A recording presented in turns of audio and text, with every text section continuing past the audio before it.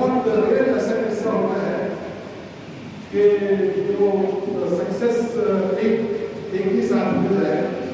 वो दिक्कत हमारे युवा, हमारे नौजवान, हमारे स्कूल पढ़ने वाले लड़की लड़के, ऑफिसों में काम करने वाले बच्चे, उनको राजनीति में दिलचस्पी नहीं है।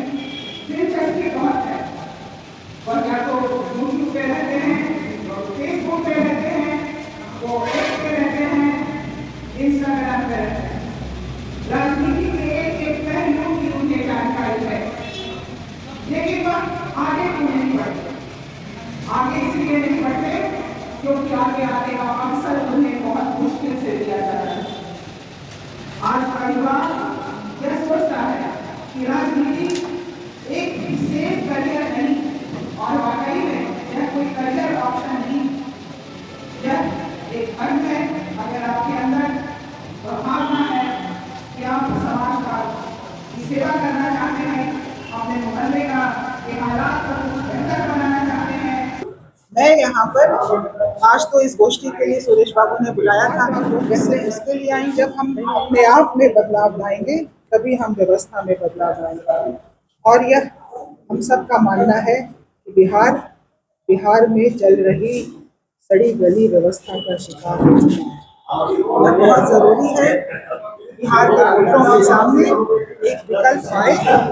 और जैसा कि प्रशांत किशोर जी अक्सर अपने भाषणों में कहते हैं कि आप लोगों ने बहुत तरह की दवाइयों को आजमा लिया, जो एक्सपायरी है आपको पता है कि वो आपके काम नहीं आने वाली। उन एक्सपायरी दवाओं को छोड़ दीजिए और ऐसी दवा को लीजिए जो आपको 10-20% भी काम कर सके। तो कहने का यह तात्पर्य है कि आपने बहुत सारे राजनीतिक दलों को देखा है, राजनीतिक गठबंधनों को देखा है। बिहार में उनका असर जैसा होना चाहिए वैसा नहीं हुआ। बिहार के लोगों के हालात नहीं सुधरे, हमारी स्थिति बद से बदतर होती गई। खास तौर से हमारे युवाओं को जो नौकरी की तलाश में, रोजगार की तलाश में प्रायः उनको बिहार छोड़ना पड़ता है।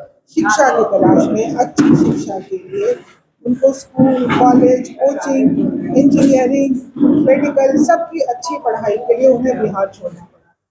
तो जन स्वराज का यह मानना है कि जो व्यवस्था आज तक चली आ रही है उस व्यवस्था को बदलना है, और हम सभी प्रशांत किशोर जी की यह बात लेकर बिहार के लोगों से मिल रहे हैं, संवाद कर रहे हैं।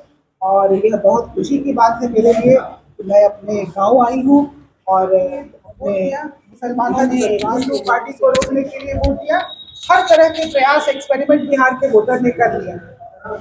जाति के नाम पे जब वोट दिया जाता है तो उसको सामाजिक इंजीनियरिंग कहते हैं। ठीक है, बहुत तरह के प्रयास, बहुत तरह के एक्सपेरिमेंट हो गए, लेकिन किसी भी प्रयास, किसी के भी एक्सपेरिमेंट का सकारात्मक नतीजा नहीं।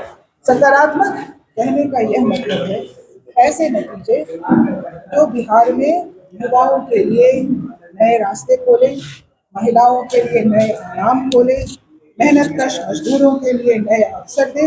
ऐसा कुछ बिहार में नहीं हुआ। क्या शराबबंदी के नाम पे माफिया का बोल बिहार पर आप उसको बिहार, उसके लिए आजीवन उसको आप कहेंगे कि आपने एक दिन ये कहा, ठीक है, आपने एक दिन ये कह दिया, अब आजीवन आप पाबंद हैं कि आप इसी लाइन पर कायम रहेंगे।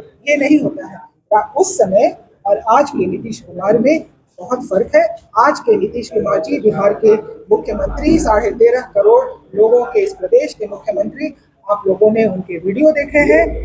यह कहना मुश्किल है कि उनकी शारीरिक स्थिति, उनकी मानसिक स्थिति ऐसी है कि वह इतने बड़े प्रदेश के जीवन की पूंजी पैसा नहीं, पूंजी जो उसका नाम है, जो उसका शोहरत है, जिस नाम के कारण उसे पहचान मिला देश में, अपनी मेहनत क्यों दांव पे लगाएगा, अपनी साख क्यों दांव पे लगाएगा? 2 साल बिहार के गांवों में पैदल 5,000 गांवों में भटकेगा केवल किसी और राजनीतिक दल को फायदा उठाने के लिए?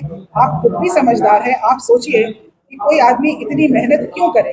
राजनीतिक दलों का काम है कहना, कहा, अगर उनके फायदे में है तो वो कहेंगे, अगर उनके फायदे में नहीं है तो उस बात को बड़ी आसानी से दूसरी तरफ मोड़ देंगे। ये सब राजनीतिक दांव पे विजय भगवान ने बहुत कुछ दिया है और मेरी यह इच्छा है कि आज कोई व्यक्ति अगर ये मेहनत कर रहा है, अपना समय दे रहा है बिहार को बदलने के लिए, बिहार में बेहतरी लाने के लिए, तो अगर मेरा कुछ भी योगदान उनके पार्टी को, उनकी मुहिम को मजबूत कर सकता है तो मैं करने को तैयार हूं। हर चीज राजनीतिक पद से नहीं होती है, वो सब भी हो गया।